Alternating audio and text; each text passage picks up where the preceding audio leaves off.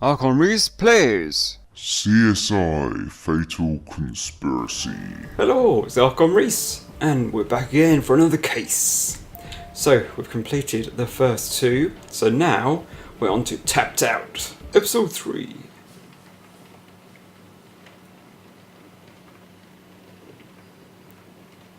So, how is the plot going to thicken in this one? We can see a bit of a connection between the first two cases.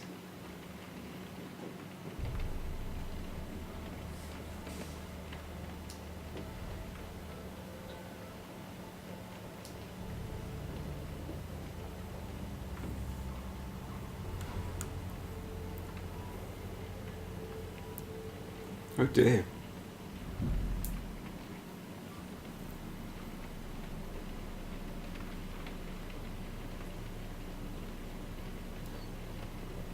That's Mary Marst, isn't it?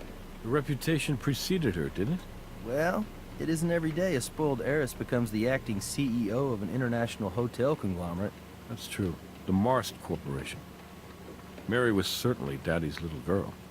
Well, this family has seen its share of tragedy recently. What is it, 2 years ago, Frank Marst and his wife Ellen died in a skiing accident over in Europe? Then Frank's will hands over the family business to Mary, only to have her nearly die in a car accident. She suffered second and third degree burns all over her body. I don't think she was expected to live, and that was over a year ago. Well, you gotta hand it to her. She always defied expectations. She was pretty tough.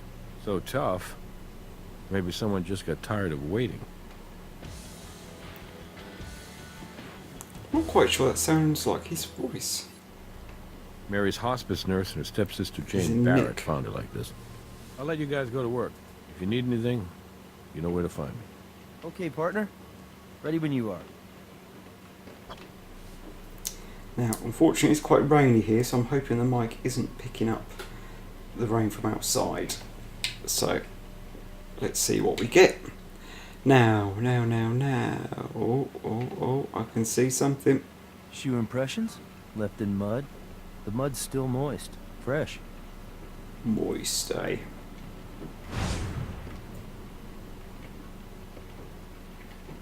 Let's take a photo of that These bad muddy boy. footprints have a very distinct tread. Okay, so how's about here? Have you ever seen one of these before? It's a device used with an IV to monitor a patient's dosage of medication. So it looks as though if Mary were experiencing some pain, she could just push this little button here, and the regulator would release a dose of morphine into her IV. Oh, let's grab that then, eh? See this? Yoink. There's a serial number right along the broken seam here. So if we put these pieces back together at the lab, we should be able to read it. Okay. So what else have we got? So we've got all this. What about this green stuff? Eh? Bottle of morphine. So there has to be a switch inside that regulator unit which prevents a patient from overdosing. Oh. This looks a bit suspicious. It's dust. Yeah. That's an excellent print. Thank you. Yes, I like it. And don't worry, Nursey, we'll get back to you. Let's have a look. What else we got?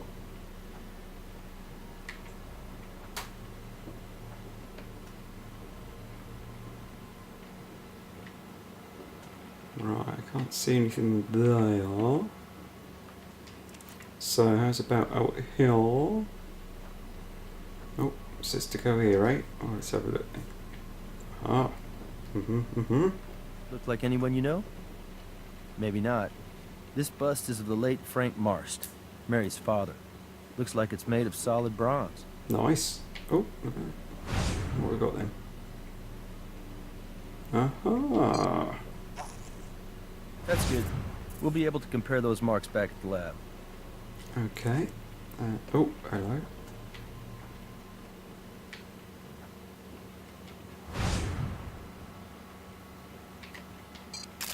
We should compare these footprints to the ones we pulled from the next room. Not bad for a preliminary assessment. What's next? Oh,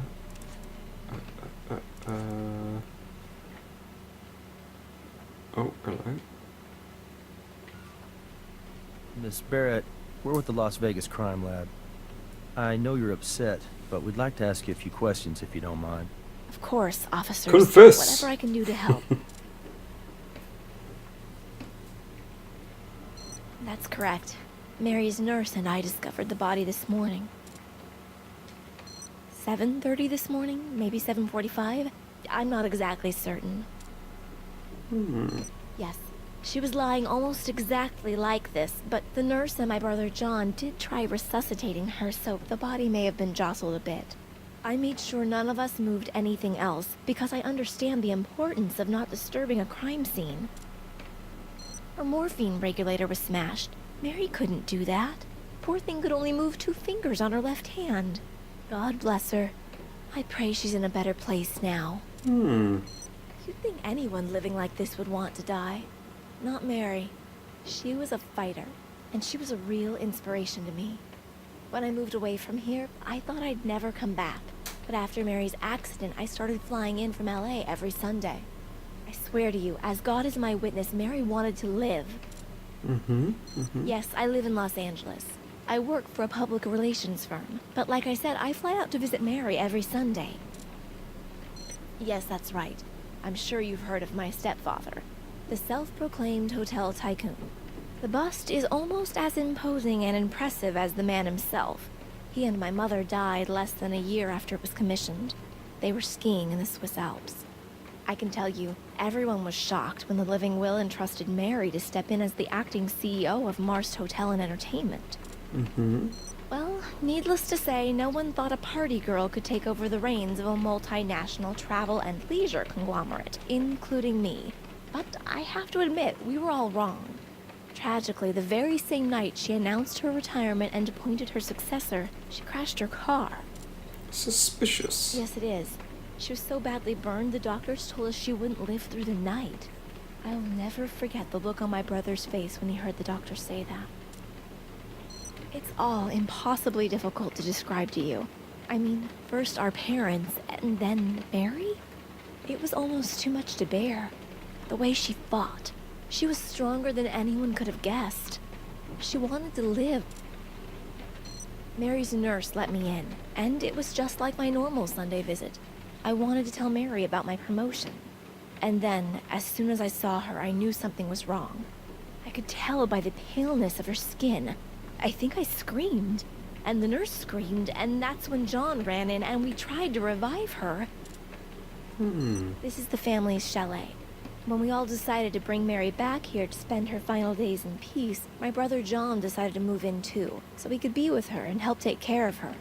He and Mary were very close, much closer than he and I. No, we're not particularly close. Well, let's just say we have very different views about money. Very different values about it. Growing up as an only child, Mary had always wanted a little brother, and John was more than happy to be spoiled by her. I have no idea. He ran out of here, and I haven't seen him since.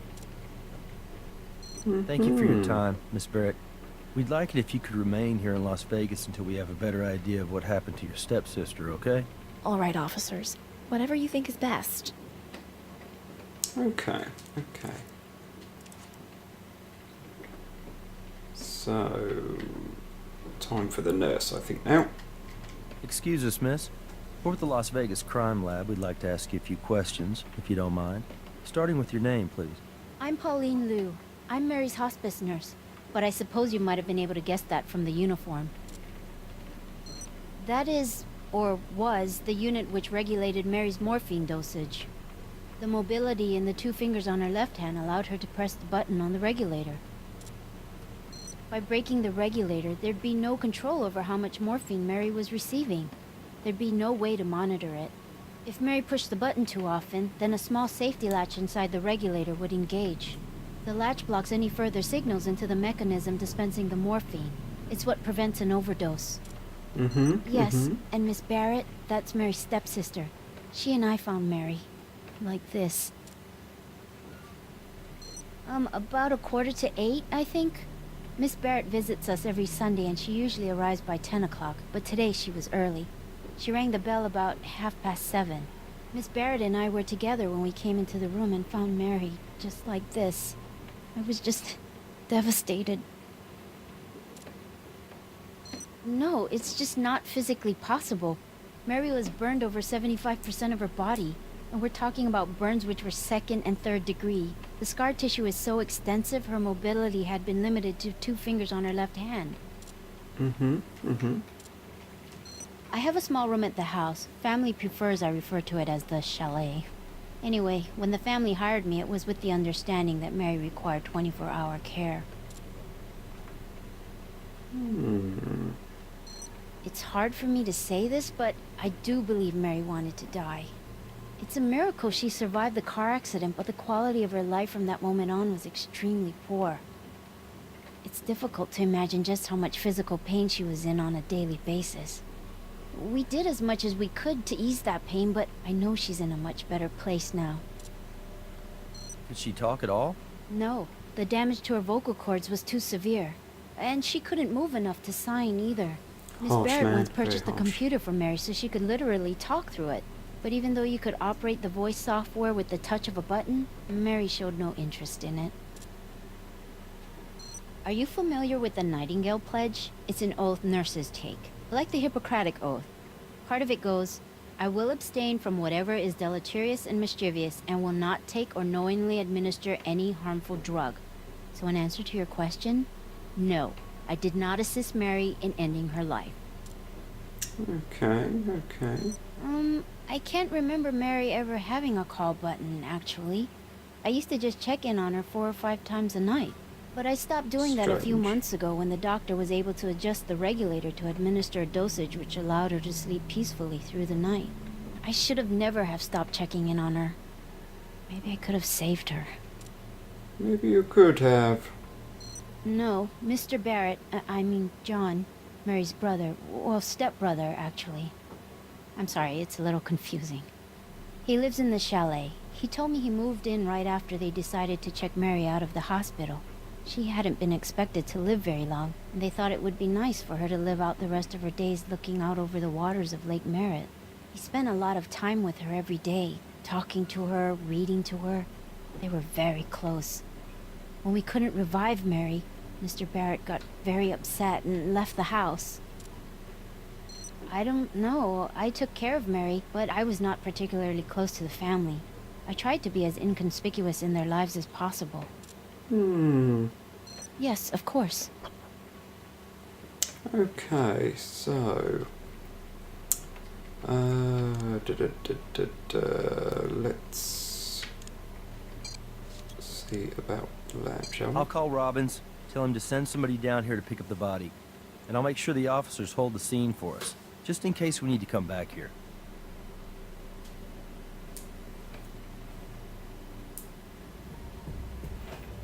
Okay, so we all know the lab by now, so let's rumble in here. And then, yeah, let's go to this one. We haven't used this before. So. I think we'll see about doing this sped up, maybe.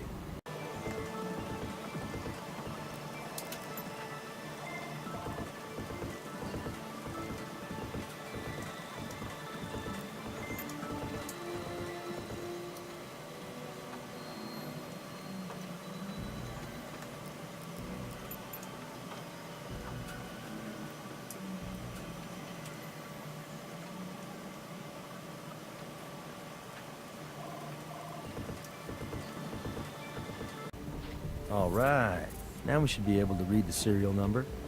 I'd collect those bits of metal, too. They weren't part of the regulator.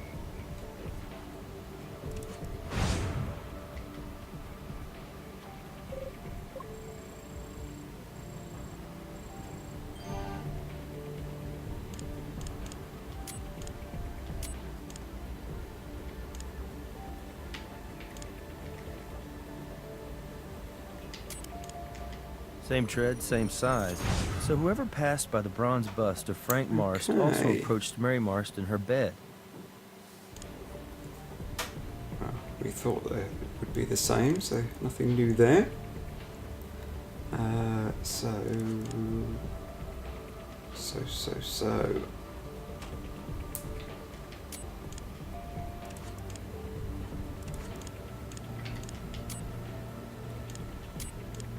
Alright, so we've got this, and we've got this. Oh, pesky controls.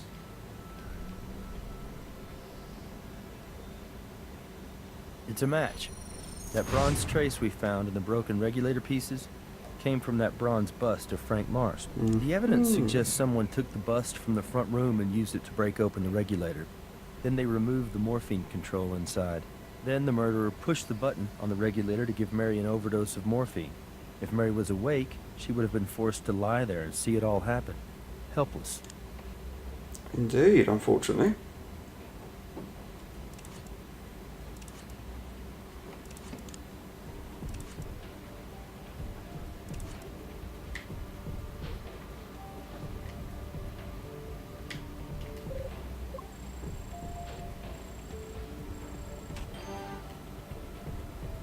Okay, so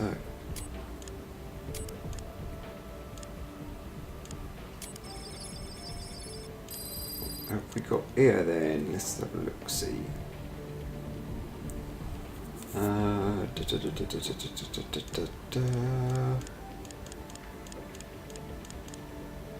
Let's go with 3, 5, 6. That's looking good. And 7. Yep. That looks good to me. That's almost 100% bronze.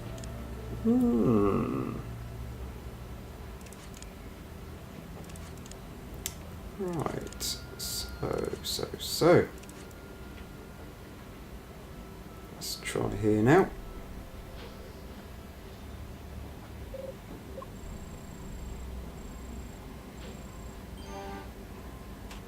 And now we want to do this.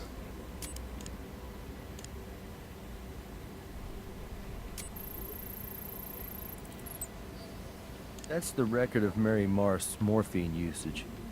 Take a look at the line of continuous usage during the last entry. I'd be surprised if that's not our cause of death right there.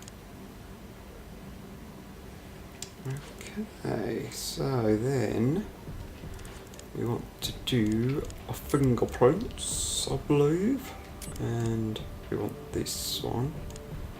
And if we prepare it,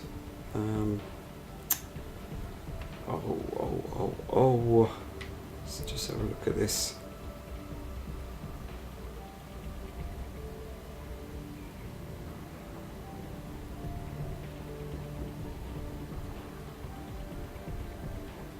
Right, I think I can see it coming together.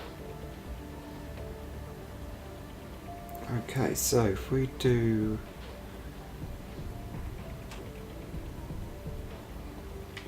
oh, come on, cursor. That one. Let's see. That one. That one looks good. And let's go for that one. Because that looks a bit distinctive. And then we just need one more bad boy. Which if we do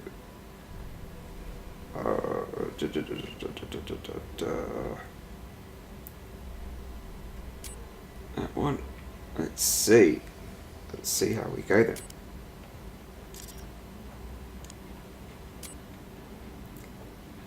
And then that will go there.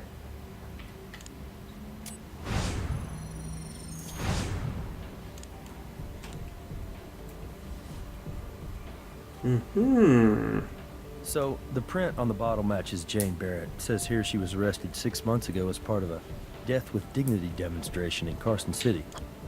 Okay. Right then. Warrant. Uh-huh. Right, Brass. I've got some info for you, son.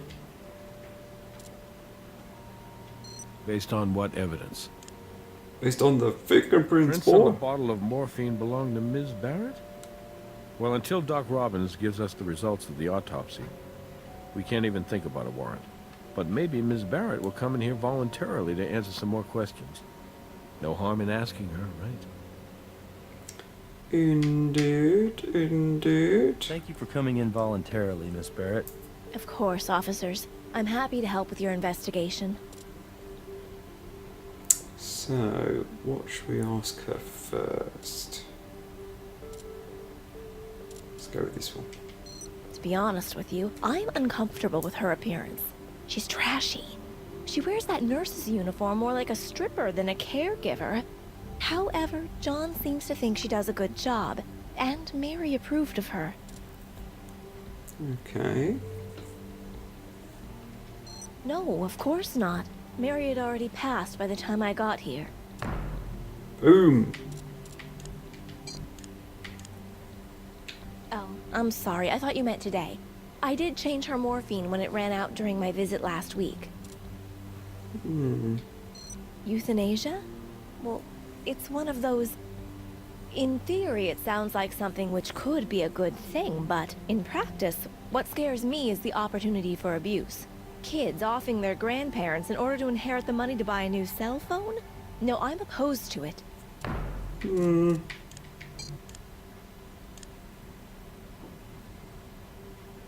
Miss Barrett, are you aware that your fingerprints are on record because you were arrested 6 months ago at a Death with Dignity demonstration in Carson City? I wish I could chalk that up to youthful indiscretion, but obviously I was old enough to know better. Suffice it to say, my politics 6 months ago had more to do with my personal relationships than my personal beliefs. I don't mean to suggest that there's anything wrong with the Death with Dignity people. It's just that I wasn't really with them, if you know what I mean. And honestly, having lived with Mary like this for all this time, I can't say I could make a decision like that. Especially because, even though she can't speak, I know Mary wants to live. I know that very much in my heart. Ms. Barrett, could you tell us your whereabouts for the last 24 Dubious. hours? I live in Los Angeles. I come up here to visit with Mary once a week. I flew up here this morning. By that look on your face, I'd imagine you'd also like to know if anyone can verify what I'm saying, but I don't think anyone I know saw me. Oh, wait. Hold on. Actually, I have this excellent home security setup. Superior security systems. You see the way it works? You're either in the away setting with the motion detectors on, or the home setting with them off. They gave me an application for my cell phone that tracks when I'm home and when I'm away. I can send what it recorded for the last 24 hours to you, and you'll be able to see I was home, right up until I left for my flight this morning. Okay. Send Well, us your those records, phone Ms. Barrett. was. But we'll still have to authenticate them with your security company. So I just got the records for Jane Barrett's security system from Superior Security. Looks like they check out. According to the records, Ms. Barrett was at home last night at 11. You know, the Marsh family is still a pretty powerful player in this state. And it's pretty much an open secret that John Barrett was set to inherit everything when Mary Marsh died. Jane Barrett wasn't even going to get a little something for the effort. Well, being left out of the will is a possible motive, but what do we think about Jane helping Mary end her own life? Trying to give her death with dignity? You know what death with dignity is? It means you don't drool. I think when you have a family with a lot of money to fight over, I don't trust any of them. But if Doc Robbins tells us the time of death clears Jane Barrett, then I'll move on to the next best suspect, family member or not. Vault Insurance Company was only too happy to provide us with their claim file on Mary Marsh's accident. Hey, Robbins here. Sorry if I slowed you down any, but I was finally able to determine your victim's time of death. You're looking at somewhere around 11 p.m. last night. Why don't you meet me in the morgue when you're ready, and we can go over the rest of the autopsy results. Okay, my man. Let's see about visiting you then. So you've got a nice bit of evidence piling up there.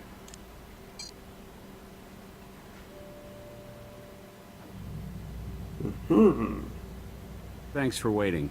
Ms. Marst's previous injuries, which resulted in extensive hypertrophic scarring, made my job a lot more challenging than I'd expected.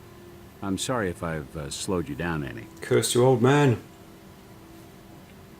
Just because something walks like a duck and quacks like a duck doesn't mean we shouldn't assume it's a duck. The massive amounts of morphine found in the victim's system would lead one to expect death by overdose-related causes, and I did determine Ms. Marst's cause of death to be asphyxia due to morphine intoxication. Because the extensive scar tissue in Ms. Marst's lungs was hypertrophic, it took a little while for me to distinguish the morphine as the root cause of the asphyxia, as opposed to a more general catastrophic failure of the respiratory system due to her persistent condition. Is it just me, Doc, or did this autopsy take a little longer than usual? Well, Nick, it's just been a while since I examined a body with such severely burned tissues that hadn't been a contributing factor to COD. Okay. I estimate time of death to be somewhere around 11 p.m. last night. The problem I had with this one is, if you take a good look at the muscular atrophy, it presents like advanced rigor. These pressure ulcers and skin abrasions also led to some initial confusion over the degree of livor mortis.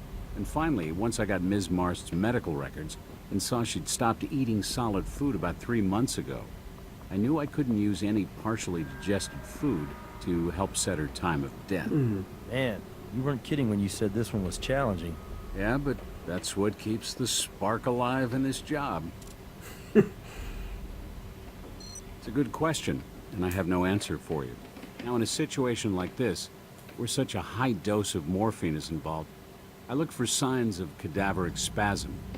Because when voluntary muscles are deprived of oxygen due to, say, strenuous activity, these muscles tend to seize up perimortem, and indications of cadaveric spasming, let's say in the hands or arms, would tend to suggest the victim was in the midst of a struggle around the time of death, and I looked for such indications. When I got the full tox report back, it seemed to me that the level of morphine in her system was so toxic, it probably caused her to slip very quickly into an unconscious state just prior to the total collapse of lungs. So, absent any indication of cadaveric spasm, I concluded your victim's voluntary muscles were not engaged in any such strenuous activity perimortem. The more important point here is that whether this was a deliberate act of murder or an assisted suicide, Mary Marst's death was the result of a homicide. No, it would have been impossible.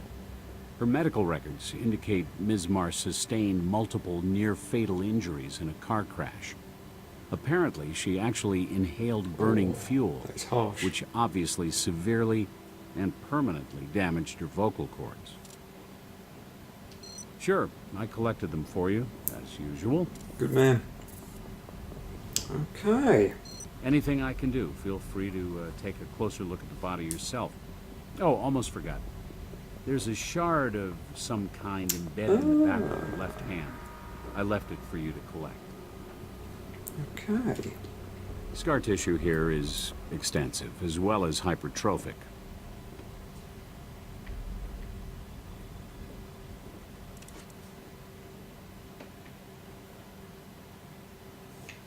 Right, so how do I move down the body again? Oh, there we are. There we go. Let's have a look at this hand then. Chink, That's chink. the shard I told you about. Good man. Alright, alright. So, I think we need to go back to the Batcave, don't we? Investigate this little shard. So, I think this is a case for materials. Okay. What would it be? Chemical, I guess.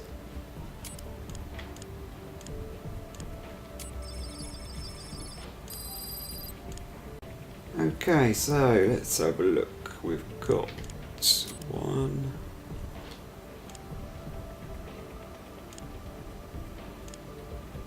It's number 4. Yeah. And 5, 6, 7. Yeah, that looks like the job to me.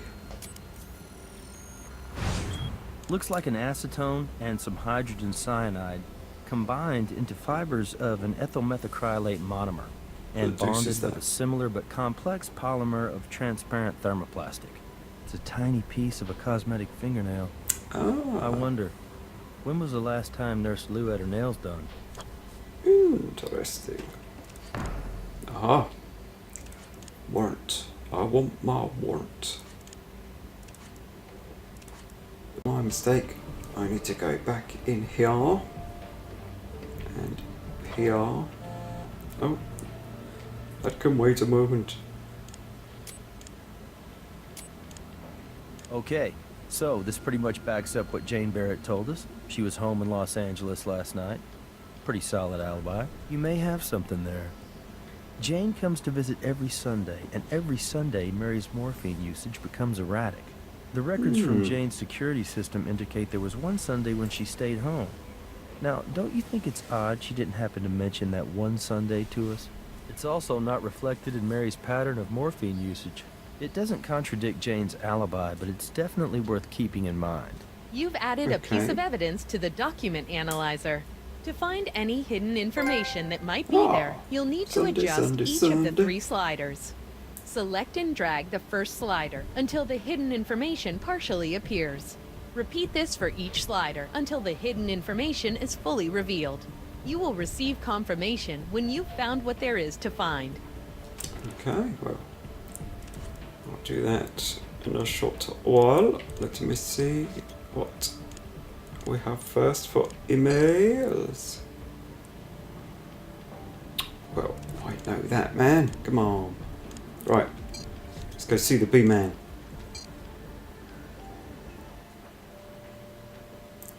Okay, so first What evidence do you have? we have this. What if we do this? I'll talk to the nurse. See if she might be willing to come down here voluntarily to answer some questions. Maybe we'll get lucky. Sounds good to me, my man. Hello. We meet again. Nurse Lou, we appreciate you coming down here voluntarily to answer some questions. You're welcome. I don't think there's any more I can tell you, but I'd like to help you if I can. Good, good. Why don't you answer this? These? Yes, they are. Boom. That's odd. Oh, but you know, I did get a nail tip put on my index finger when the real one broke last week. It's been on my hand all week, so I guess I kind of forgot about it. But you can see it's not chipped or anything. I don't know for sure. I do know there's an area down by Lake Merritt where the family keeps their boat, and Mr. Barrett, he likes to go down there when he wants to be by himself. Given what's happened, I wouldn't be surprised if he's there now. Yes, Mr. Barrett how do would you tell know? Mary about the boat in the lake and how it was the only real place in the world he could find any peace. He and Mary spent a lot of time together. He would sit there beside her and carry on a conversation as if she were talking right back to him. I wasn't eavesdropping, I just couldn't help but overhear their talks. Or his talking, that is. Mr. Barrett is my employer. He pays me to provide home care for his sister. Honestly, I can't say I really know Miss Barrett. When she came to visit, she would seem uncomfortable. But seeing someone you love in the condition Miss Mars was in, well, it's very, very difficult. So I tried not to take anything personally. Okay, okay. That's Thank you, it Nurse. for now. I may call you in if more questions come up. I understand. Good. Right, so let's see about this boathouse then, shall we?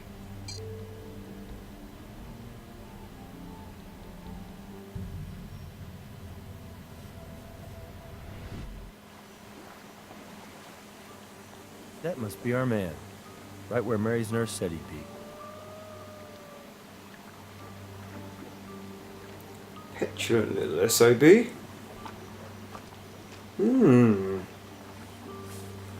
Well, let's take a little walk down here, shall we? And let's have a little look at these, huh?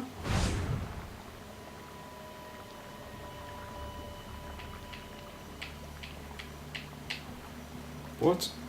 I want to... No, don't. No, wrong one. Would it be this then? Oh yeah, there we are. Good idea. We can use the microscope to compare the mold against any prints we find. Yeah. And then what do we find down here then? Anything? Nothing? Yeah, that's a nice boat. But it's not why we're here. Let's stay focused. Never. I want to drive off, man. Alright. So, what else have we got then? Oh, what have we got here?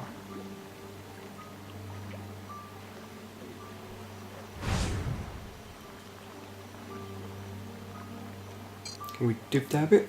Yeah. Well, no one will ever accuse you of not being thorough. Damn I'd right. say you might be overdoing it a little bit, but it never hurts to practice, right? How dare you? How very dare you? I'll do what I want, because I'm a man. Yeah. Right, so... Let's go here. I want to speak to you, buddy. John Barrett, we're with the Las Vegas Crime Lab. Okay. Do you think I'm gonna need my lawyer? We're looking into the death of Maybe you Mary Marst, will. and we'd like to ask you some questions. I didn't do it. What else do you need to know? Sister. Mary was my sister. Even though our mothers were different, that didn't matter. And Mary was the only real member of my family I had left. Now she's gone. What the hell are you trying to insinuate? Mary was a fighter. Most people just lose their will to live. Not Mary. She was an inspiration. Okay, You know what? okay. That's really none of your business. My opinion? I think you're wasting your time. And mine. My sister's gone, and your investigation isn't gonna change that. I'm gonna let you in on a little family secret. We have a real problem with authority, unless we're invested in it. So any more questions you have, save them for each one of my lawyers. Nice little chap, isn't he? Yeah, give me a call. We'll grab a drink or something. Right, well, let's go test this footprint, eh?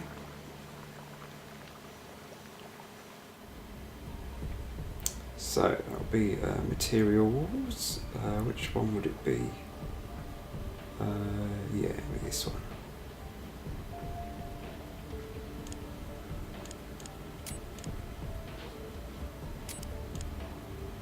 So, we want to compare that with... Oh, wrong one. That. The size and the tread patterns match. Our suspect was wearing these shoes. We need to talk to Brass. Mm-hmm. Good man.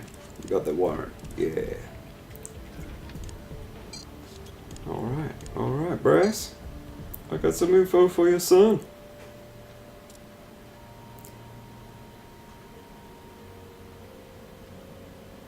What do you got in the way of evidence? We got the shoe. This is good. We can get a warrant to search the kid's room with this. Problem we have now is it's Sunday, which means the judge is indisposed on one of several possible golf courses. I'll have to chase him down to get the warrant to search John Barrett's room. Why don't you head back to the lab? I'll call you when I have it. What the deuce?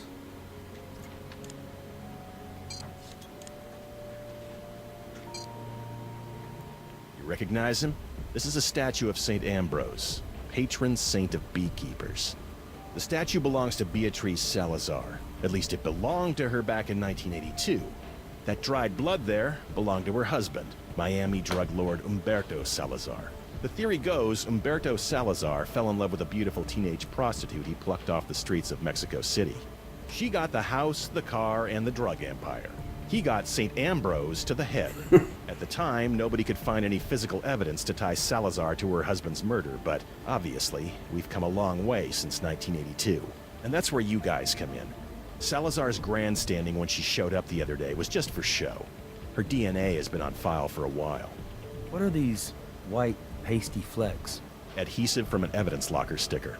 I just need you guys to pull her DNA off this statue. And if you can, that's the ball game. We've got her for murder. Okay.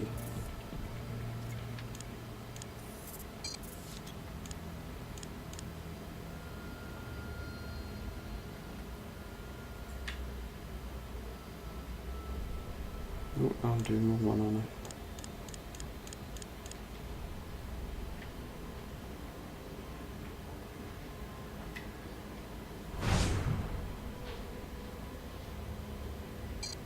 Nothing to collect here.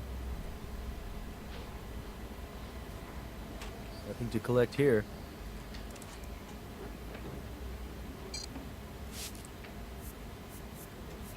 Nice job. Now let's run the sample.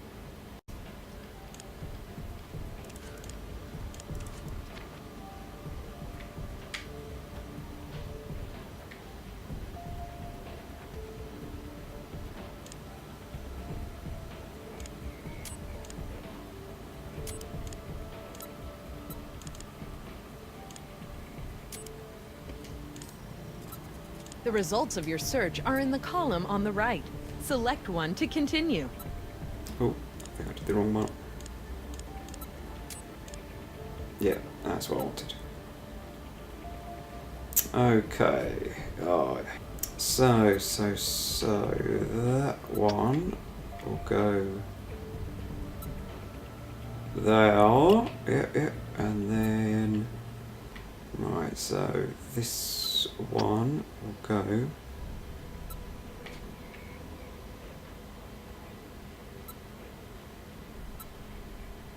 there. Yep. And then this one will go, looks like there. Yep. And so, let's see. So.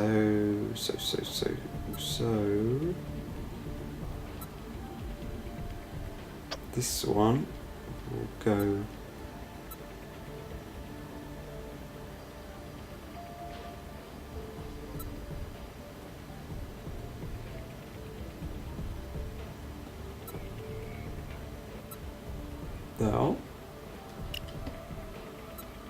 there, and then this one will go here. Yep, it's looking good, we're getting there. So, looks like red to red, like that, and then we just got these two. So that goes there, that goes there. Well, that looks like a good match to me, yes. Wait, what's going on? I'm not sure. Somehow, proteins got denatured, cooked. They're useless. Son of a bitch. What the hell happened? It doesn't make any sense. The concentration of sodium lauryl sulfate is way too high. But I was standing right there beside you. I saw you prepare the sample correctly. Damn it, I can't believe this. I'm taking this statue back into my custody, and I'm going to make a formal request to the deputy director and to your sheriff that an investigation be immediately conducted into the CSI's possible malfeasance. Mr. Stokes, I would suggest you take this matter into your own hands before it brings down this entire lab. Tell me something. Are you just incompetent, or did you just deliberately destroy potential evidence? Really? Sounds crazy. I mean, they're paid. I think Agent Huntley set us up. I think he deliberately set us up so that we would consume that potential DNA sample in analysis. And he wanted us to take the fall for it. Catherine, we got to get our hands back on that statue. We need to analyze whatever traces on it, and we have to figure out what the hell's going on with Huntley. Lumpy just left the building, and he took the statue with him. I'll notify the FBI field office. See if they can help us. I think Nick is right. And I'll do everything in my power to get that statue back here and have you retest it. But until we can get this thing totally resolved, I think it's best for the credibility of the lab if I keep you off any cases pertaining to Beatrice Salazar. I understand you have another case you're handling right now. I recommend the two of you keep working on it. So, walk me through this again. Okay. We used a moderate concentration of sodium lauryl sulfate to lyse the cell walls. Okay. Cell walls open up, allowing us to extract the genetic material inside and prepare it for DNA analysis. Exactly. Except this time, for some reason, there was a much higher concentration of SLS than we normally use. So when the sample was hydrated in preparation for our DNA analysis, the water and the high concentration of SLS produced a chemical reaction that gave off enough heat to raise the temperature of the water way above 80 degrees Celsius. Which would have denatured the protein and destroyed the viability of the sample. Agent Huntby is claiming you incorrectly prepared the lysing solution by adding too much SLS. Catherine, with all due respect to Agent Huntby, I was standing right there when it all went down. The solution was prepared correctly. Now, as we were swabbing the sample, I did notice a trace amount of some sort of pasty substance on the back of the statue. So I asked Agent Huntby about it, and he said it was just some glue residue from an identification tag. You know, you can create a paste with sodium lauryl sulfate, concentrated enough to have that reaction when hydrated. It's Brass. I finally tracked down the judge and got him to review and sign our search warrant for John Barrett's bedroom. It's a go. Okay. Well, let's give this a bash then, shall we?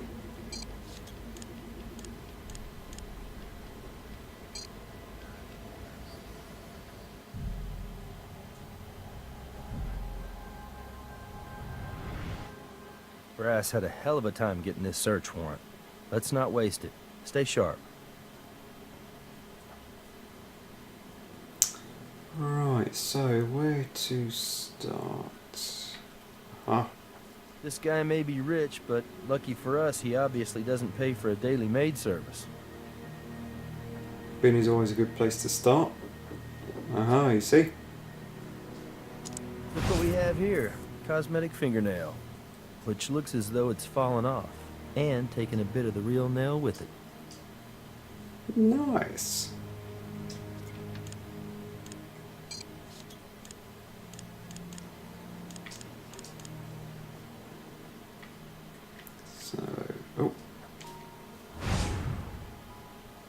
So, can we swap it? Yeah. That sample may allow us to positively identify who the nail belongs to. Nice.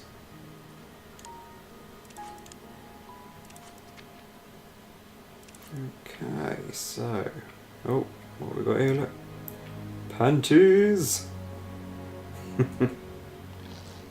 Perks of the job, right? Oh, look at that. Handcuff as well. Right, well, as we have panties, I'm sure we can get some sort of DNA off these. Oh, look at that. Right in that crevice. Dirty job, but somebody's got to do it. Hopefully we'll be able to recover some usable DNA. Oh, and more.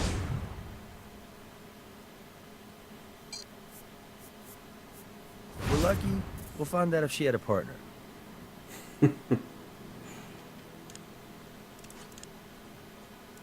Okay, so...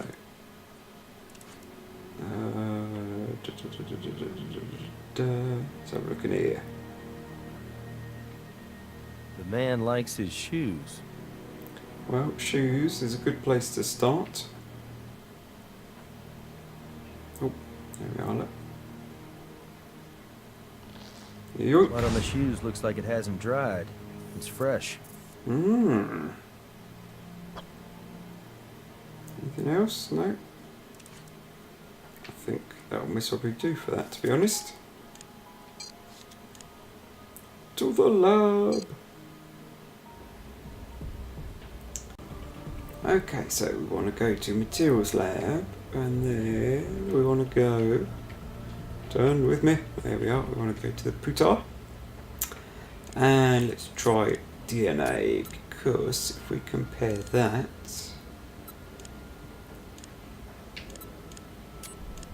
No, that's the wrong one, isn't it? Sorry. No. Chemical. That's what I want. There we go.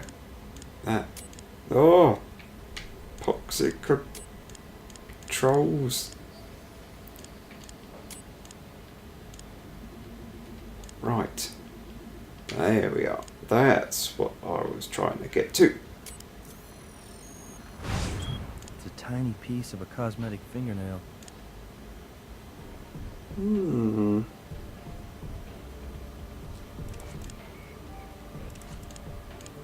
Now we'll try DNA.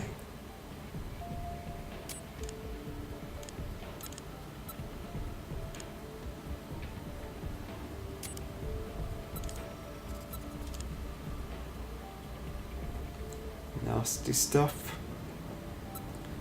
So we haven't really got much from that one. What's the other one give us? Ah, nasty stuff as well.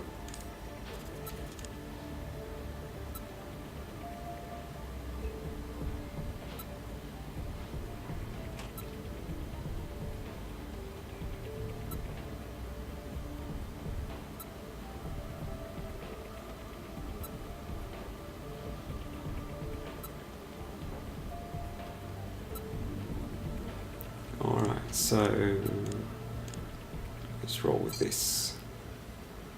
Oh, down to this annoying game again. Right, so let's bang that into that, and that into that. Let's go with that there. That looks good.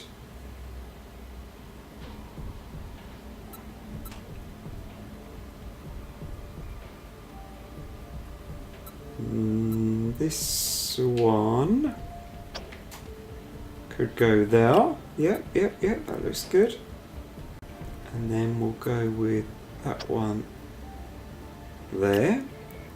And that one looks like it belongs there. So then we only have the two left, don't we? So let's roll. Looks like a match to me, baby. Yaha. Saucy.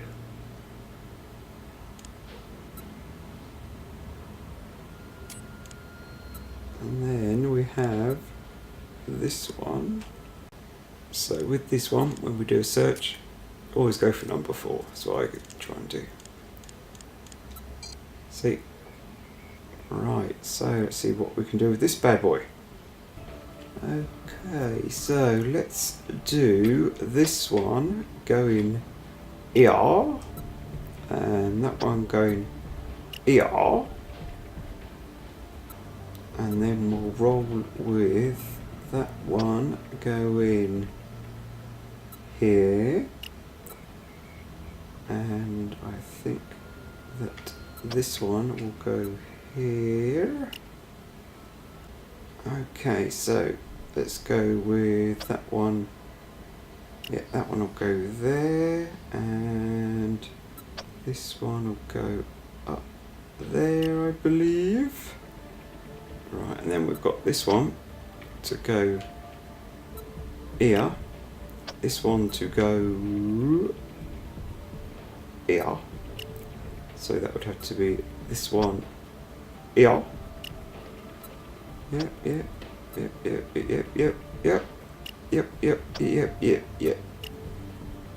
Well, I think that looks good to me.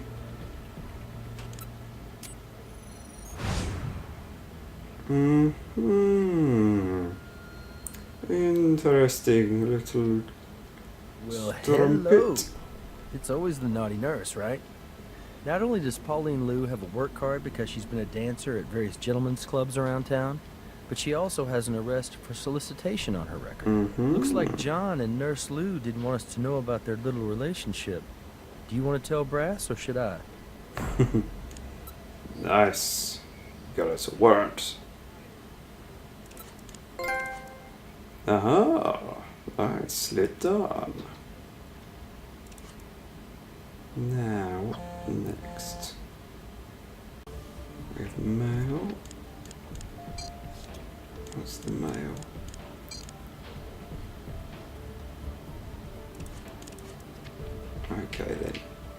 go back to the printer a sec. Now I think I ought to have a look at that bit of nail we found in the trash. So we've got that here, and if we compare that to the saucy undies I found against her. So, oh, curse these DNA ones. Right, let's get this started.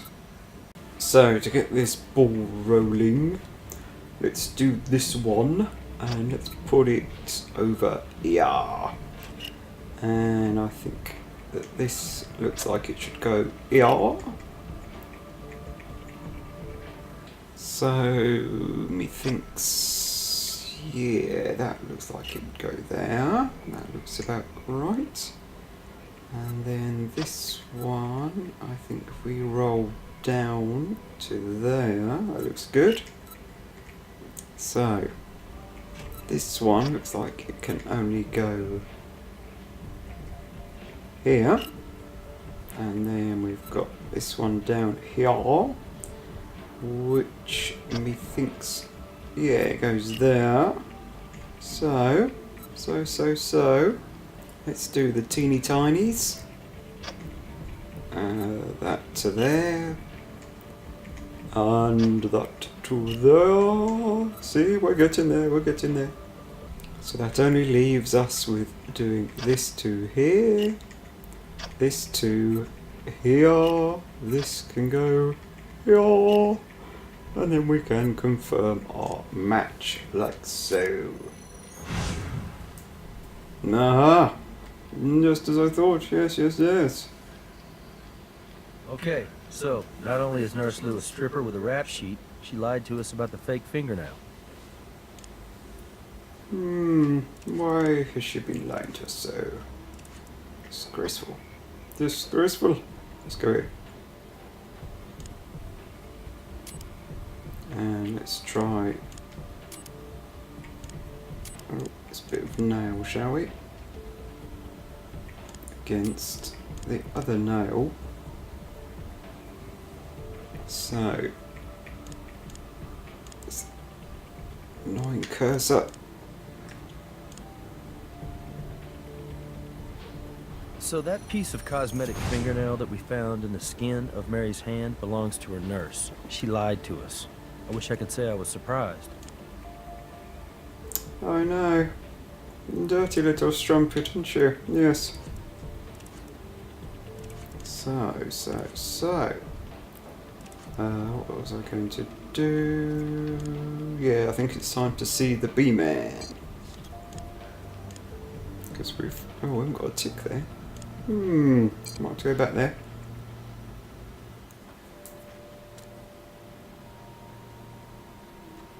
What evidence do you have? Pauline, Lou, and John Barrett were lovers. Yeah. Great. So I'd call that motive, wouldn't you? I So would let me get indeed. this straight. John Barrett stands to inherit If a you'd let me fortune. answer you, I would have His said girlfriend, yes. the nurse, provides him with an alibi, and lucky for her, vice versa.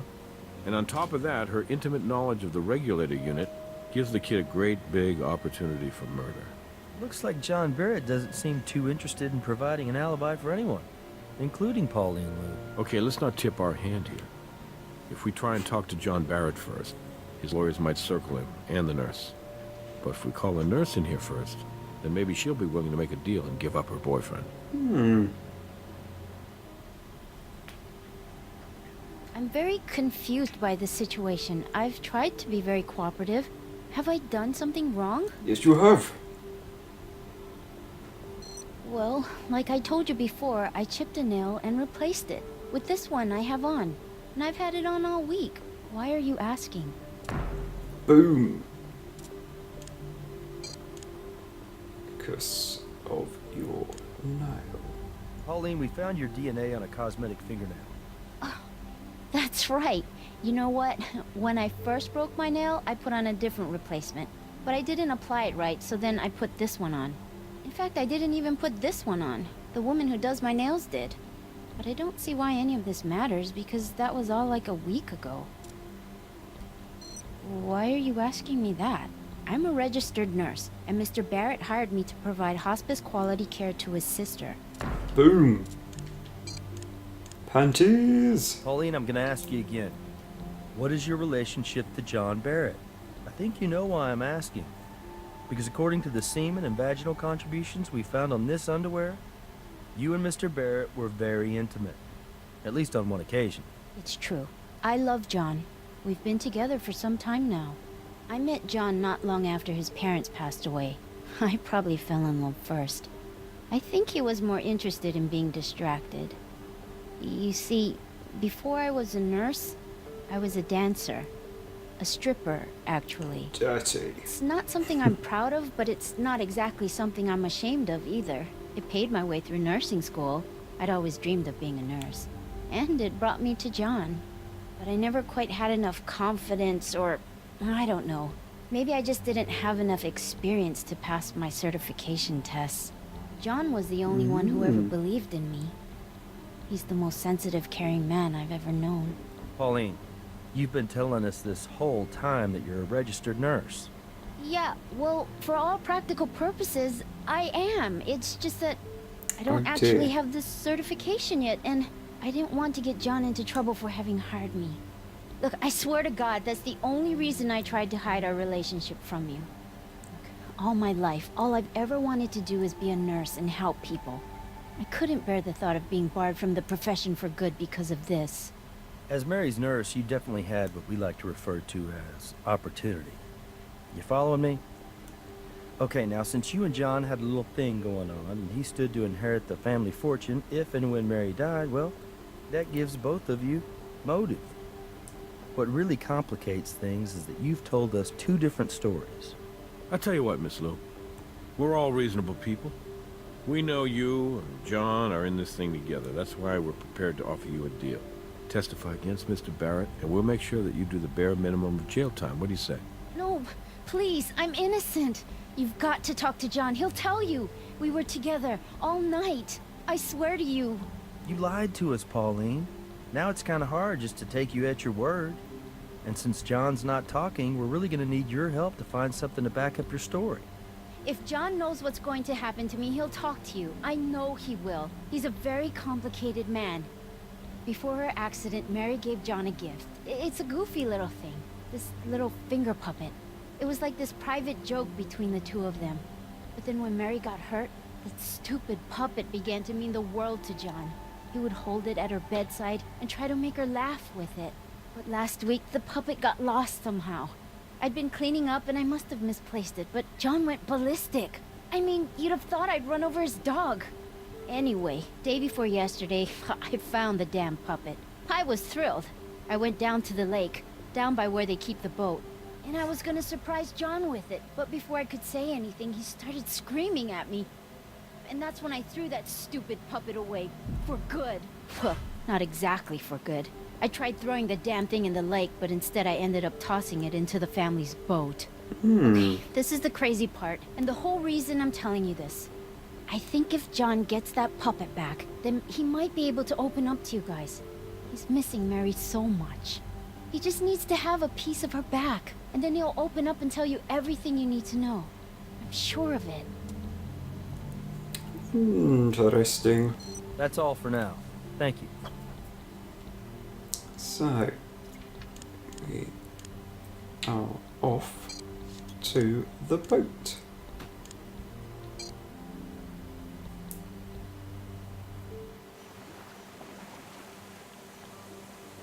Is he still there? No. Okay. Yep. That looks like it. Yoink. Okay, here's that little puppet Pauline was talking about. It's ridiculous. I mean, I don't mean to be disrespectful, but it's just really hard to believe this would mean so much to Mary's brother. So, can we look at the puppet?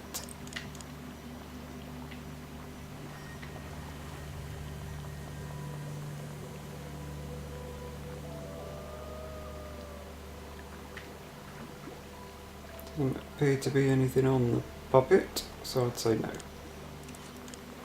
Okay, so where to go? Let's go here. So Looks like John's come out of hiding. Oh, God. Where did you get this? We understand it has a lot of sentimental value for you. It does. It may seem silly to you, but it means a lot to me. Thanks. This finger puppet. This dumb, ugly little finger puppet is proof I killed my sister. Who? She gave it to me just before the accident. And then afterwards, you know, I'd put it on her finger. She'd make me laugh.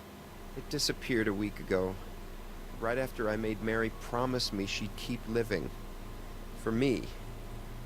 Because I could tell, in her eyes, she wanted to give up. She was tired. I couldn't let her go. When I thought I'd lost this puppet, it suddenly occurred to me that instead of convincing Mary to stay with me, I'd actually pushed her into leaving. I killed her. Someone else may have helped her, you know, carry it out, but it's really my fault. John, I don't understand something, and I don't mean to be insensitive, but how would you know what Mary was thinking? She couldn't speak. She could hardly move. How were you communicating with her? We both knew Morse code. We tap into each other's palms. It's almost like how Helen Keller used to communicate. Mary knew Morse code. Yeah. You know, for laughs, she'd tap out the things that bothered her on the regulator button, because she knew it would cut off after a certain point. She complained about blisters and cramps. Jane. Jane? Yeah. Mary told me every Sunday at some point she'd get so bored when Jane came over that she'd spell her name out with the regulator button. I wonder if she spelled out something with the button. Stupid, but funny. On those records. I really miss her. We need to get back to the lab and review those regulator records. I think we may have overlooked our best witness. Good thinking. To the lab, Robin.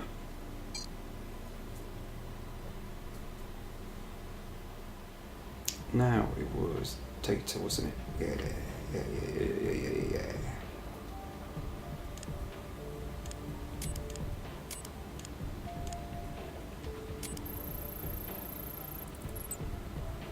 So here's what's bugging me.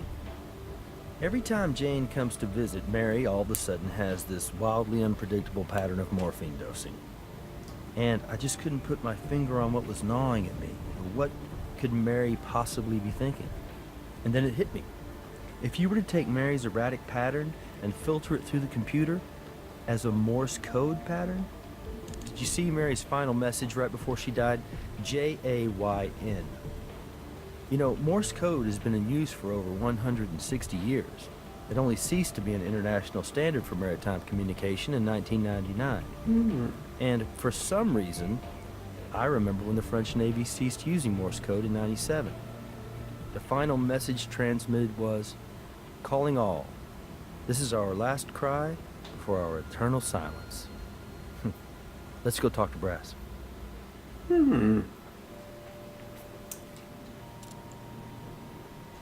What do you got in the way of evidence? We got this. I mean, this isn't exactly a smoking gun. Jane Barrett may have had opportunity, but as far as we can tell, she hasn't got a motive. Now, our little John and Nurse Lou, they have motive. I'll see what I can do, but now that John's more willing to cooperate, why don't we talk to him and see if he lets something slip? Sounds like a plan.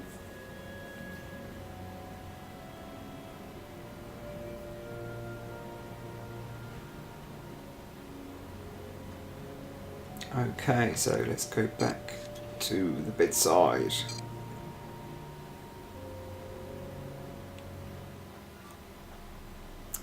Okay. Look, officers, this is a really terrible time for me right now. I'm sorry for lashing out at you. I realize you're just doing your job. I lied to you about one thing. If someone did this to Mary, I want to know who. I'll help you. In any way I can. Ask me whatever questions you need. Okay, so why don't you tell us this? I could talk about Mary all day if you wanted me to. But Pauline wasn't actually a registered nurse? Yeah, Mary knew. She didn't have a problem with it. She liked Pauline a lot. She also knew how I felt about her. I think Mary probably thought I could do better than an ex-stripper, but she was happy that I was happy. Everyone knew we were a couple, including Jane. I love Pauline, and I know she would never do anything to hurt Mary. And even if Mary had wanted Pauline to help end her life, I mean, even if Pauline had found some way to communicate with Mary about that, she would have come to me first. Whatever you think you have on Pauline, I'm telling you, you're wrong. Pauline doesn't know Morse code. How could Mary have asked her? I know you probably think I'm blinded by love or something, but Pauline couldn't have been the one who ended Mary's life. Okay. Jane? My sister and I don't exactly get along anymore, but between the two of us, I'm the one capable of murder, not her. Jane didn't like Mary. She didn't trust her. But then after the accident, Jane tried really hard to make things right between them. No. Pauline and I were there all day. We never saw her. Do you lock the front door? No, we don't. I mean, I guess it's possible Jane could have come in without us seeing her. Anything's possible, right? Yes. Okay, so I must be missing something, as I'm not sure where else to go. Let's check the boat again. Did I check everything here?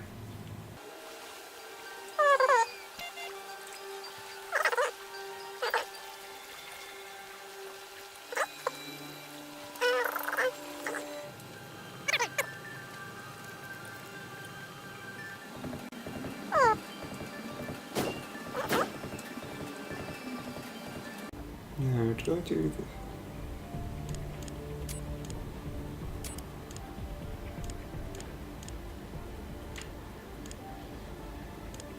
Yeah, so have I done this right? The tread of this shoe is the same size and pattern as the shoe impression we collected from the crime scene. I gotta say, it doesn't look so good for John. Right. So I obviously forgot to do that. So let's talk to him again.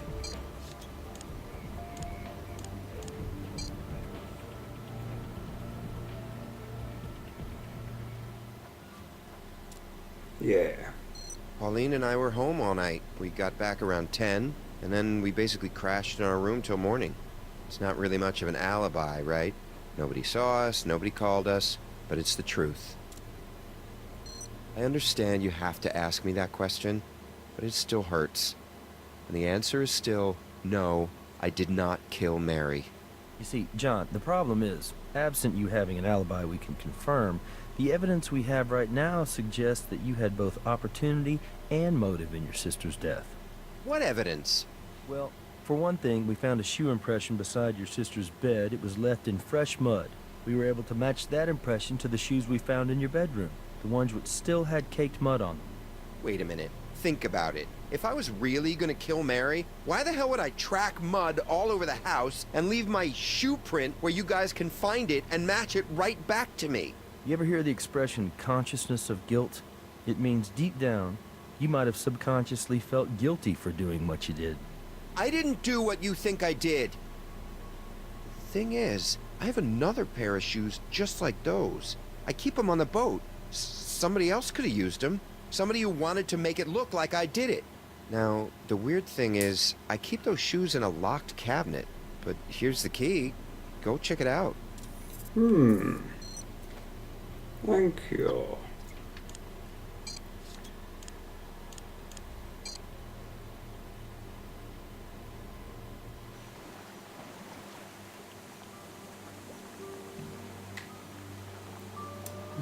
Okay, so looky.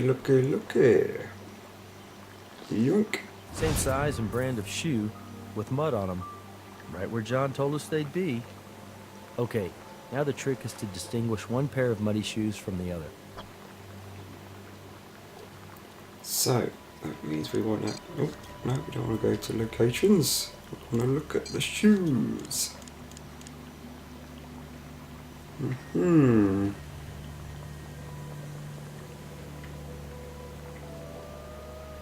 Oh. Good catch. That's a very fine strand of hair. Okay, so... anything else?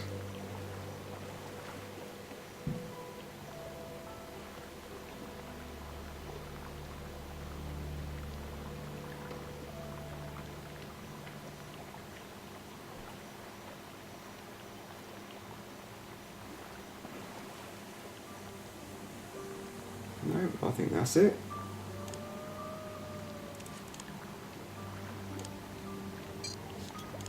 To the Batcave.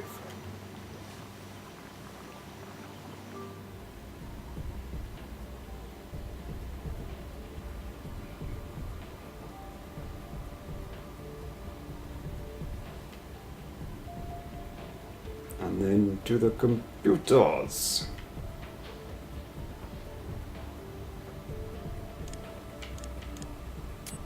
So, what have we got for evidence? I'm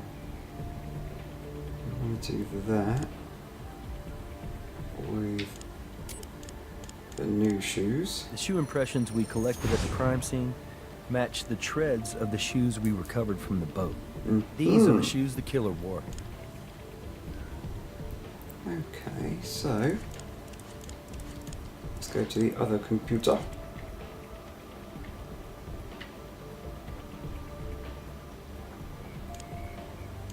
Alright, so we've got DNA, and we want to use that, and we want to search.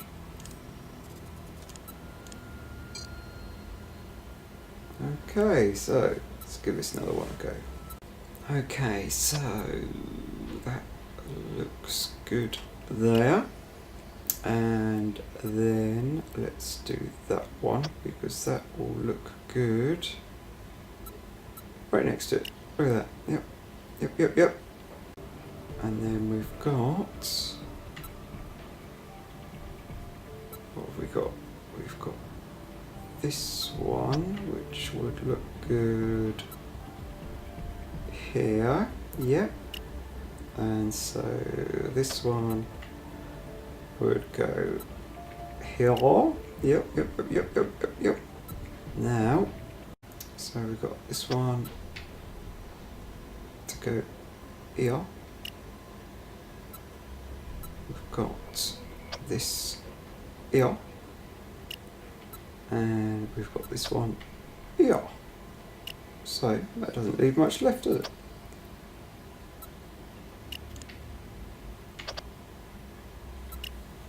There we go, that looks good. So, who is it? Appearances can be so deceiving, can't they? That's Jane Barrett's hair. You know what? That crime scene was staged. We need to talk to Brass. Alright. There we go. Warrant available. Alright, B-Man, we gotta talk.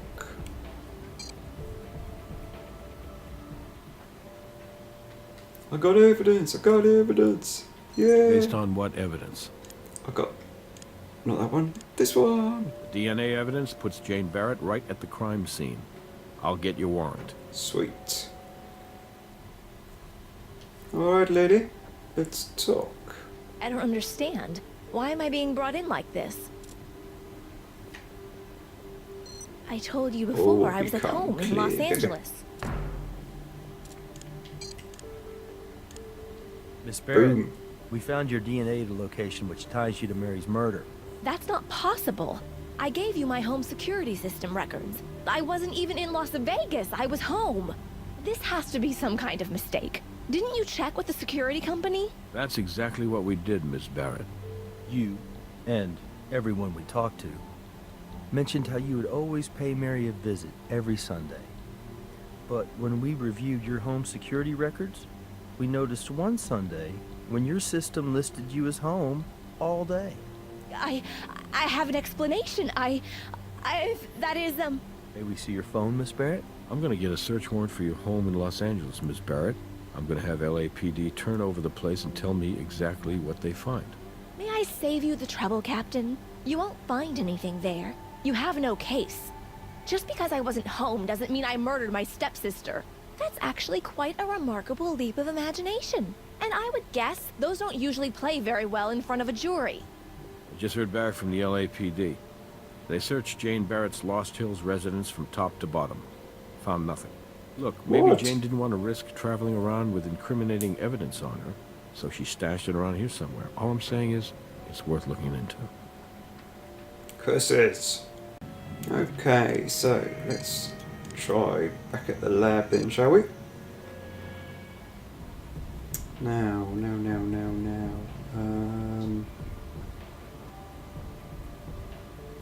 What have we got then?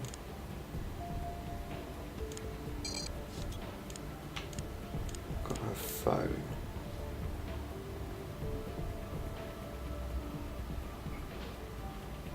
Oh.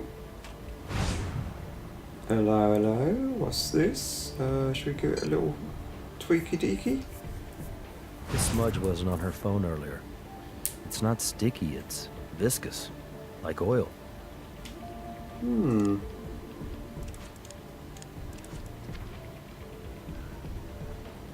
Let's go get it checked out, shall we?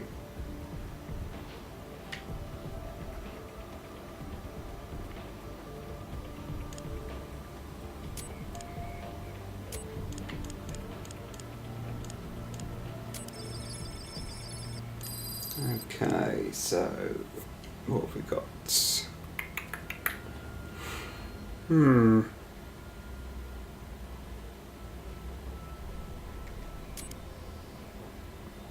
Yeah.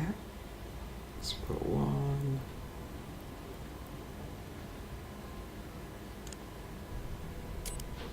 Three.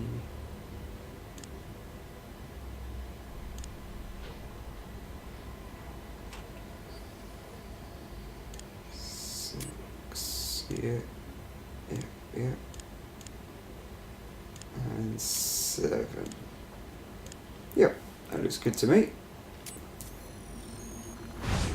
It's petroleum oil with a very low ash content. Looks like the type of two-stroke oil you'd use in jet skis. Jet ski oil rings a bell for me. Haven't we seen something like this before? Yeah, where did we see it?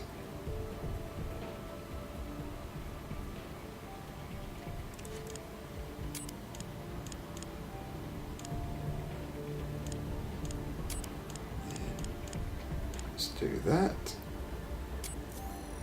Yes. It's petroleum oil with a very low ash content. Looks like the type of two-stroke oil you'd use in jet skis. Good job, partner.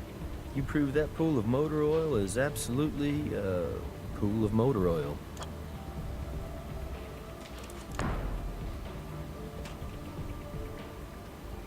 Okay.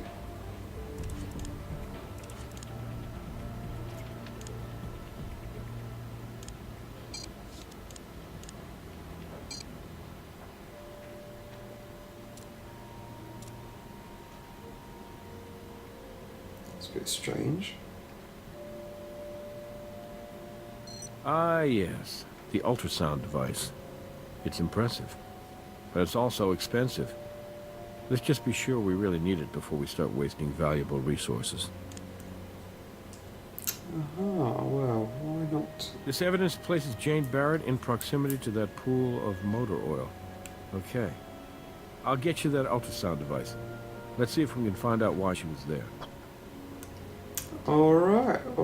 So, maybe we're getting somewhere now, hey? So. We need to go back here.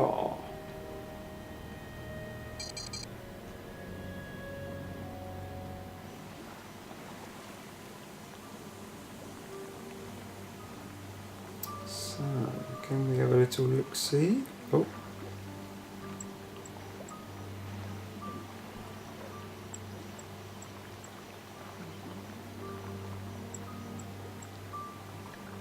What's that? No? Oh. So this is what Jane was trying to hide. A hammer. She buried the hammer right on top of a wrench, which looks as though it's been down there for a while. Nice. Okay, so if we have a look at this hammer.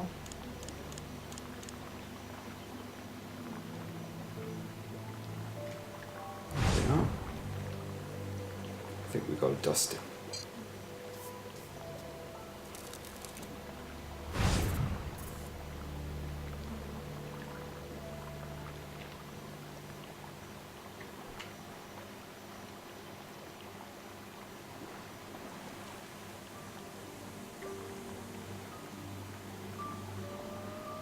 Okay.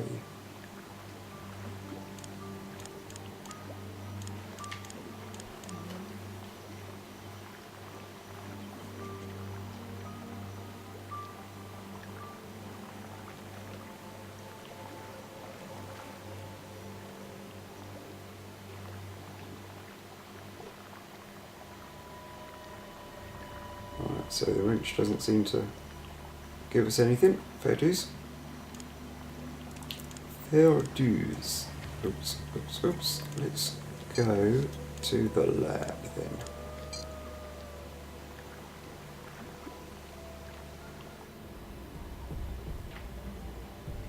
Let's see if we can't get some fingerprints going, shall we? Is it this one? Oops, oops, oops, oops, oops, oops. I forgot which one was fingerprints, darn it.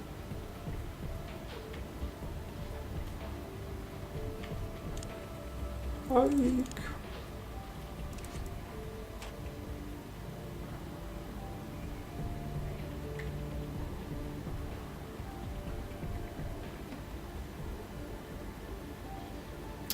Darn it, darn it, darn it.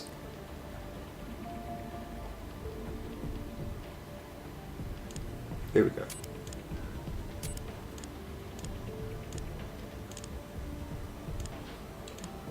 Let's prepare it.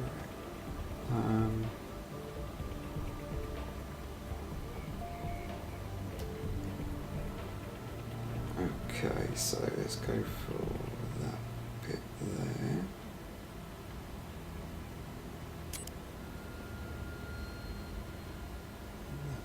There. Got a break there.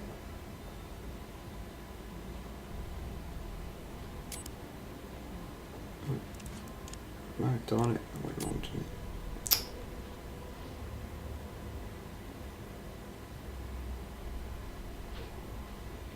So got one there. One there.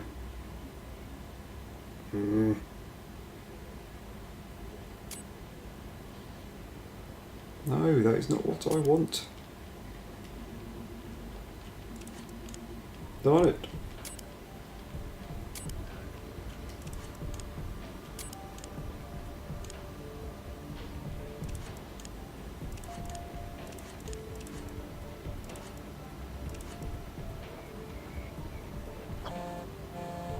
Okay, so we're back at the lab. Oh, let's just say then. That's what I'm here for. Will you just wait to the fingerprints?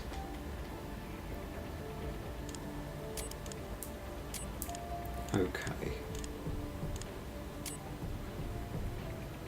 So. Let's do that one. And let's do that. And that looks good, I think. And let's do a break. Oh.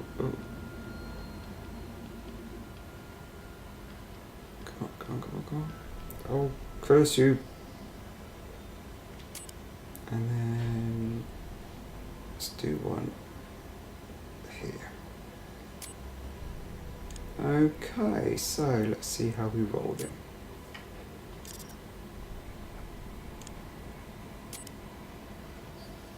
Right, so should be there.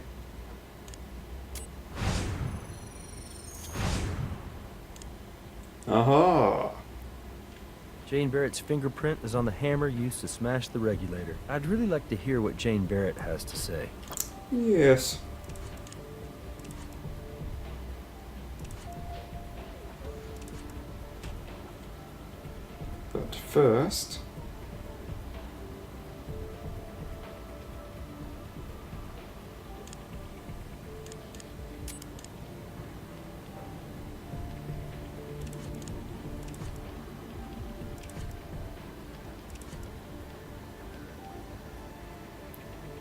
But first,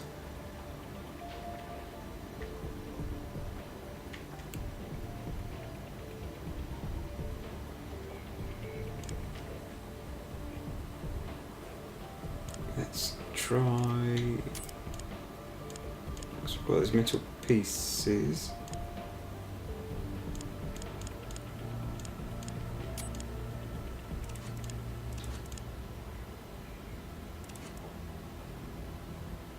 Something missing from the hammer. What do you mail me about?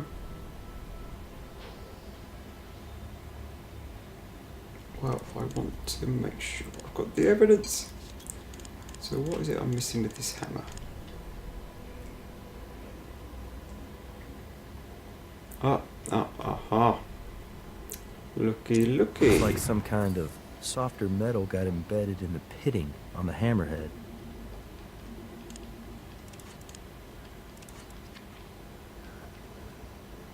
Okay. So I knew there was something with the hammer.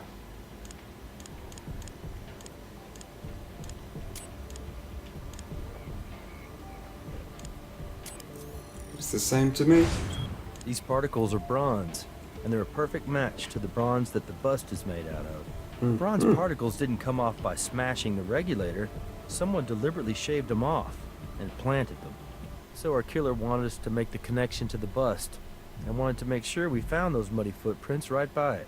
And he or she assumed that if we did, our focus would turn to John and Pauline.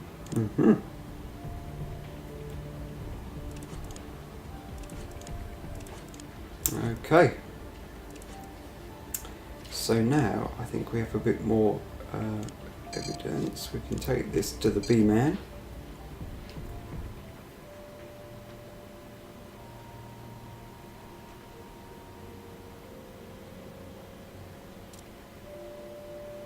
What do you got in the way of evidence? Oh, darn it, I haven't got anything else for that. Maybe I need to talk to someone first, actually.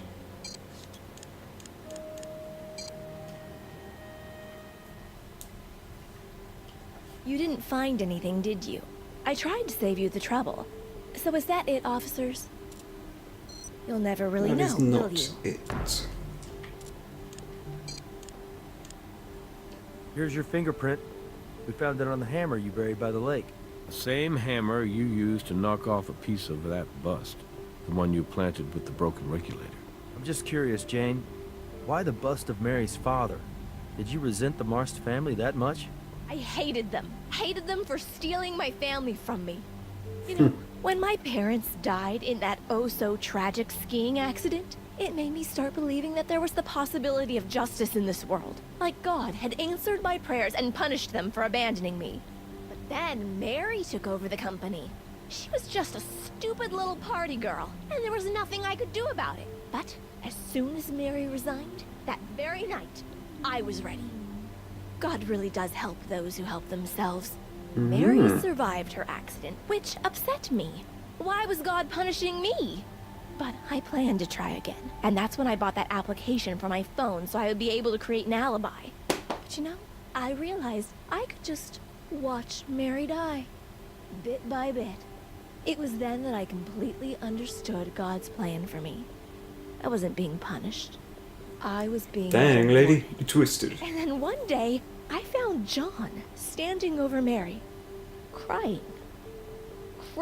and begging her not to die because she was the only family he had left. But I'm his real sister.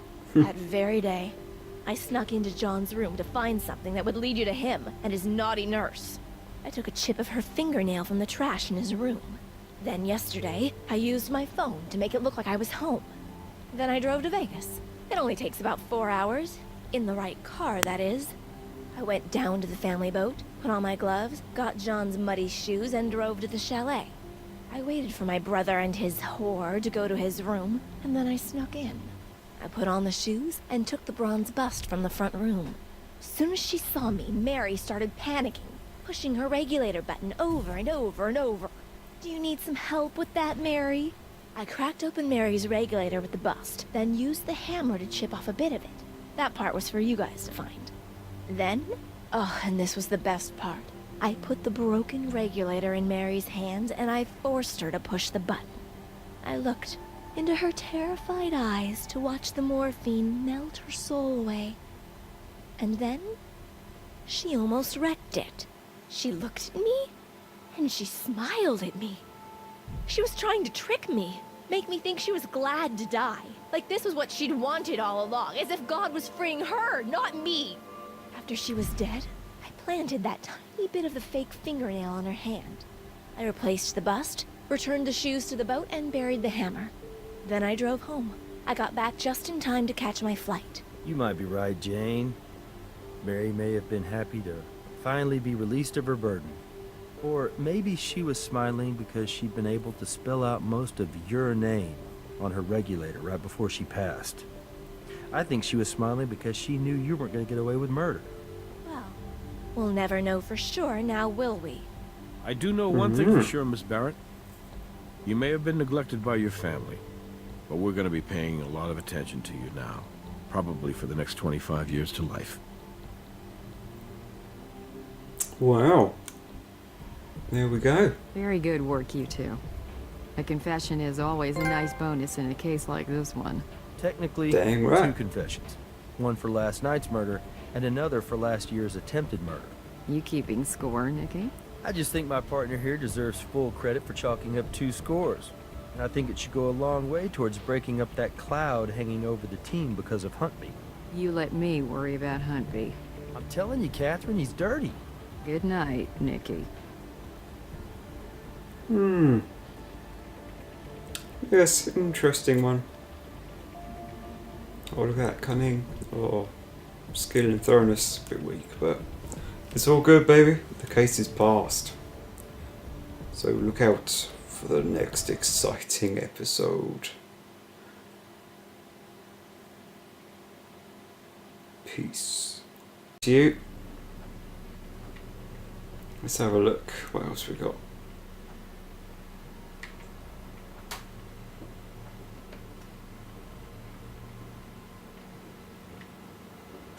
Right, I can't see anything there. So how's about out here? Oh, it says to go here, right? Oh, let's have a look. Ah. Look like anyone you know? Maybe not. This bust is of the late Frank Marst, Mary's father. Looks like it's made of solid bronze. Nice. Oh, what we got then? Aha. That's good. We'll be able to compare those marks back at the lab. Okay. Oh, hello.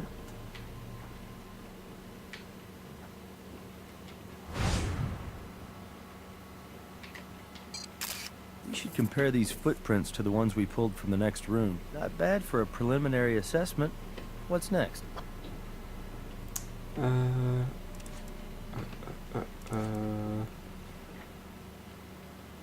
Oh, hello. Miss Barrett, we're with the Las Vegas Crime Lab. I know you're upset, but we'd like to ask you a few questions if you don't mind. Of course, officers. Confess. Whatever I can do to help. That's correct. Mary's nurse and I discovered the body this morning. 7:30 this morning? Maybe 7:45? I'm not exactly certain. Yes, she was lying almost exactly like this, but the nurse and my brother John did try resuscitating her, so the body may have been jostled a bit.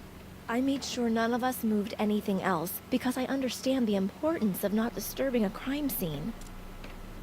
Her morphine regulator was smashed. Mary couldn't do that. Poor thing could only move 2 fingers on her left hand. God bless her. I pray she's in a better place now. You'd think anyone living like this would want to die.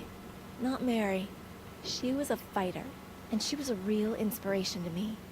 When I moved away from here, I thought I'd never come back.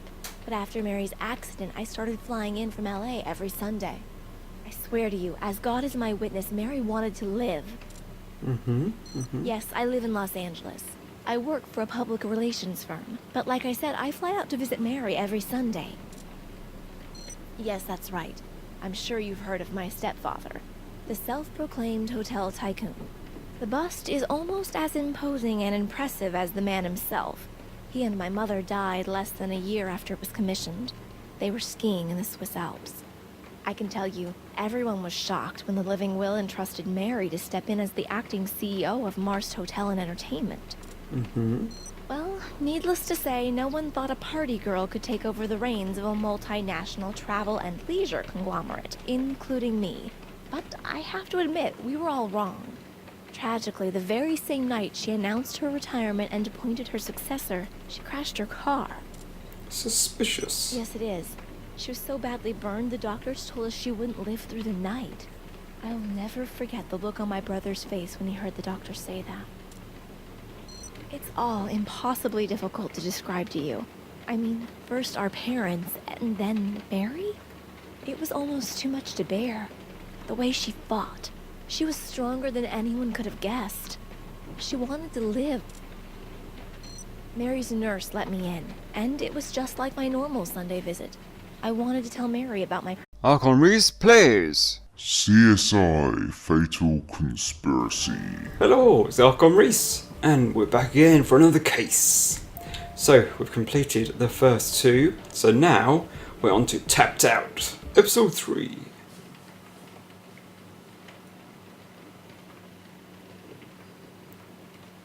So, how is the plot going to thicken in this one?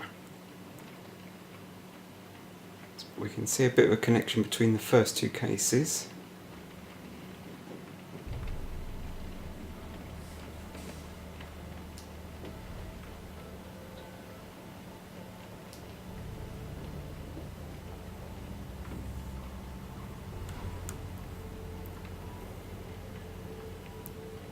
Oh dear.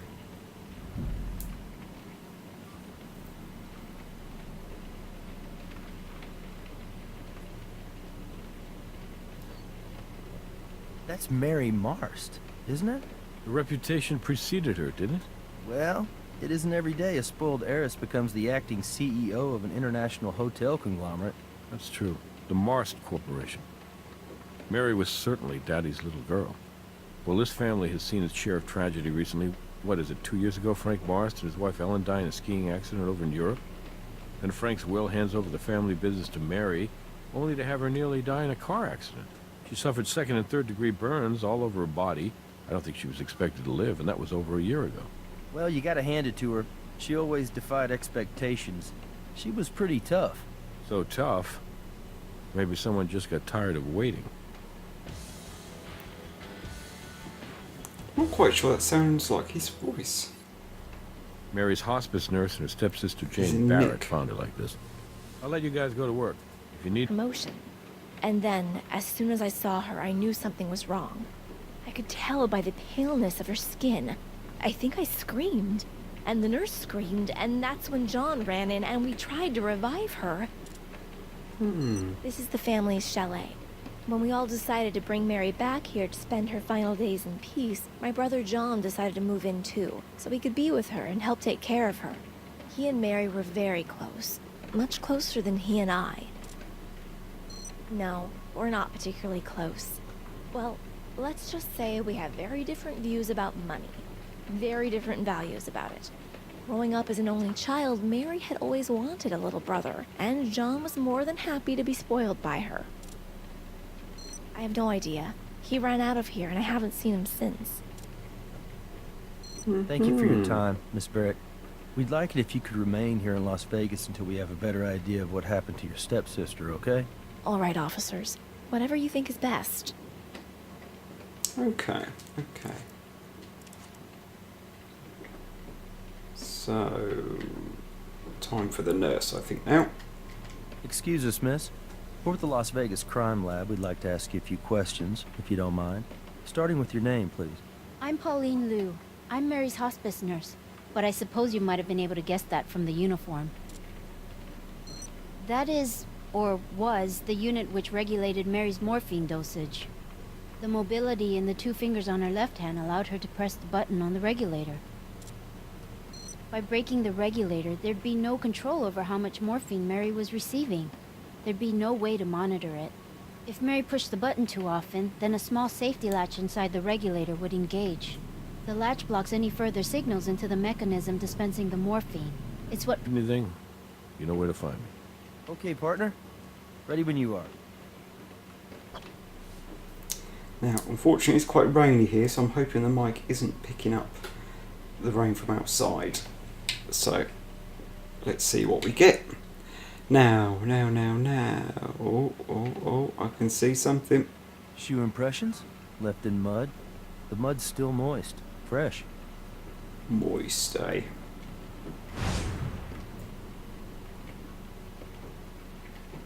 Let's take a photo of that These bad muddy boy. footprints have a very distinct tread.